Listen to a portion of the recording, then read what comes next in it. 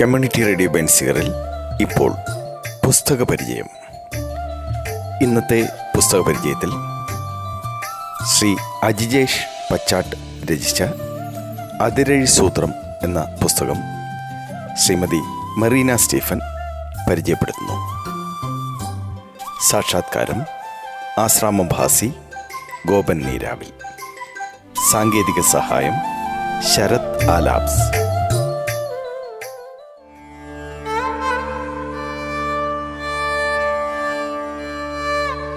പ്രിയ ശ്രോതാക്കൾക്ക് പുസ്തക പരിചയത്തിലേക്ക് സ്വാഗതം. ഞാൻ മറീന സ്റ്റീഫൻ. ഇന്ന് പരിചയപ്പെടുത്തുന്ന പുസ്തകം മാതൃഭൂമി ബുക്സ് പ്രസിദ്ധീകരിച്ച ശ്രീ അജിജേഷ് പച്ചാട്ട് എഴുതിയ അതിരഴി സൂത്രം. അതിരഴി സൂത്രം ലോകത്തിലെ സകല ഭ്രാന്തികൾക്കുമാണ് സമർപ്പിച്ചിരിക്കുന്നത്. എല്ലാ മനുഷ്യരിലും ഭ്രാന്ത് ഏറിയും കുറഞ്ഞും ഉണ്ട്.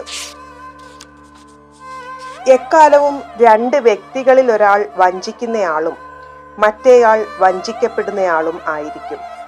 ആയതിനാൽ വഞ്ചിക്കുന്നയാളിൽ വിശ്വസിച്ചുകൊണ്ട് വഞ്ചിക്കപ്പെടുന്നയാൾ കഴിച്ചുകൂട്ടുന്ന ജീവിതത്തെ ഭ്രാന്ത് എന്ന് പറയുന്നു. ഒരു നാരനല്ലൂരൻ പഴമൊഴി ആണ് ആമുഖമായി പുസ്തകത്തിൽ ചേർത്തിരിക്കുന്നത്.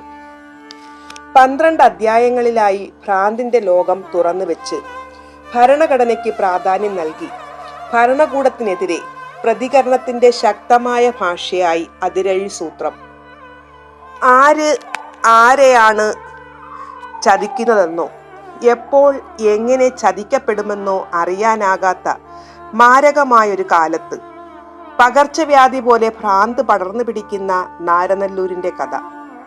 പ്രതികരണശേഷിയുള്ളവരും ഭരണകൂടവും തമ്മിലുള്ള യുദ്ധം മാത്രമല്ല, അനീതിക്കും വഞ്ചനയ്ക്കും പീഡനത്തിനും എന്തിനും ഏതിനും ഭരണകൂടത്തോടൊപ്പം നിൽക്കുന്ന വിഡ്ഢികളോടുള്ള ഒരു നിശബ്ദ യുദ്ധം കൂടിയാണിത്. അനീതി മഴ പോലെ പെയ്യുമ്പോൾ മൗനം കുറ്റകരമാണെന്ന് വിളിച്ചു പറയുന്ന രചന അതിരഴി സൂത്രം.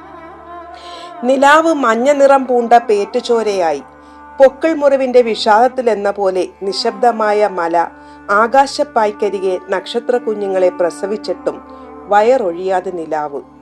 സൗരയുധത്തിന്റെ കാമുകിയായി അമീറയും കാമുകൻ അമിത്തും പ്രധാന കഥാപാത്രങ്ങളായി നോവലിലെത്തുന്നു.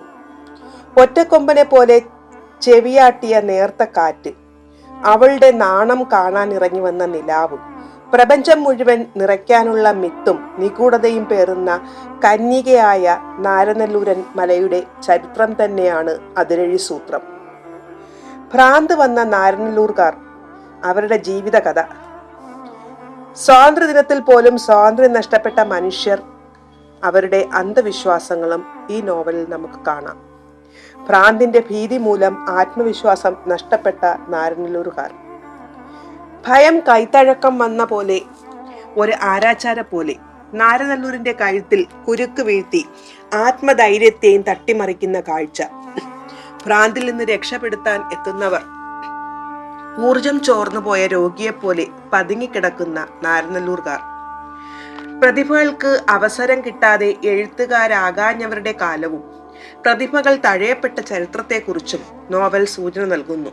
ഒപ്പം ആത്മസമർപ്പണമാണ് എഴുത്തെന്ന തിരിച്ചറിവ് കൂടി ഈ നോവൽ പങ്കുവെക്കുന്നു. മഴ ദിവസം ചൂണ്ടയിടുന്നത് പറങ്കിമാങ്ങ വാറ്റടിക്കുന്നതിന് തുല്യമാണ് എന്ന അറിവ്, ട്രപ്പീസ് കളിക്കാരന്റെ മെയ്വഴക്കത്തോടെ ഇറങ്ങി വരുന്ന വാറ്റിന്റെ ലഹരി, നാരനല്ലൂർ മലകളെ പിഴുതെറിയാൻ വന്ന യന്ത്രങ്ങൾ, പ്രകൃതിയെ നശിപ്പിക്കുന്നവർ സമകാലിക പ്രകൃതി നശീകരണ പ്രവർത്തനങ്ങളെ ഓർമ്മപ്പെടുത്തി. ഭ്രാന്ത് എന്നത് ഒരു വിശ്വാസമാണ്.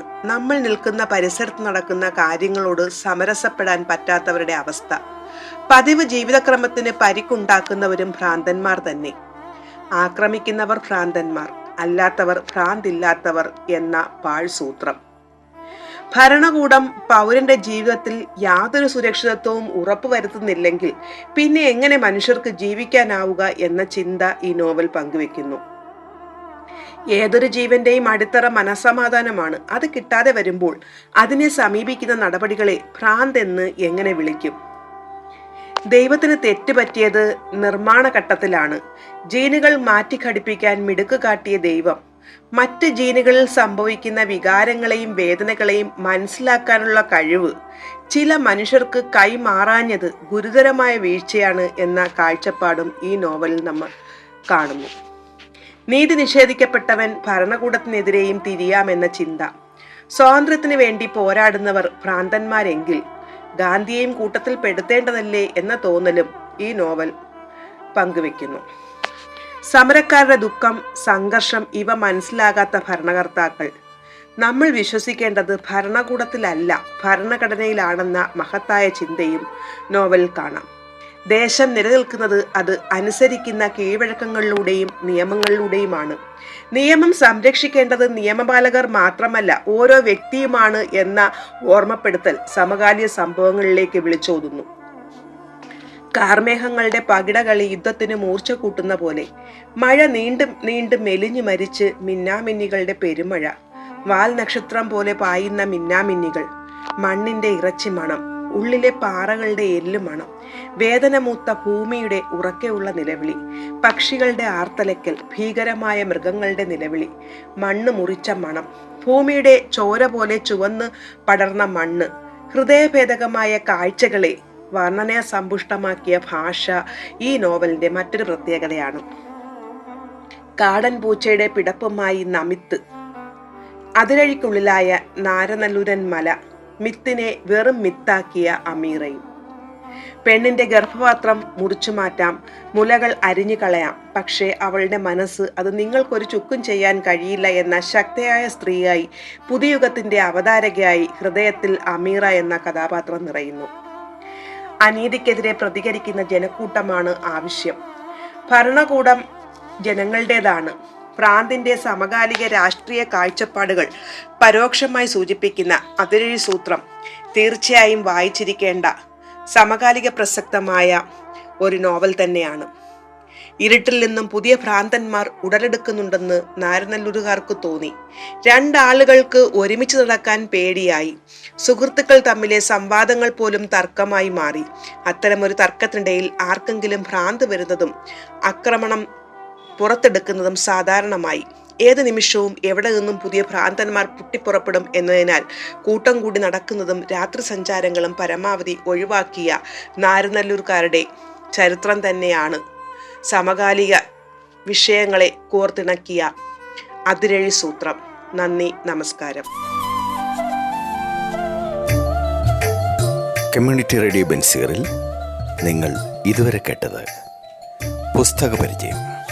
ശ്രീ അജിജേഷ് പച്ചാട്ട് രചിച്ച അതിരഴി സൂത്രം എന്ന പുസ്തകം ശ്രീമതി മെറീന സ്റ്റീഫൻ അവതരിപ്പിച്ചതാണ്. സാക്ഷാത്കാരം ആശ്രാമം ഭാസി, ഗോപൻ നീരാവിൽ. സാങ്കേതിക സഹായം ശരത് ആലാബ്സ്.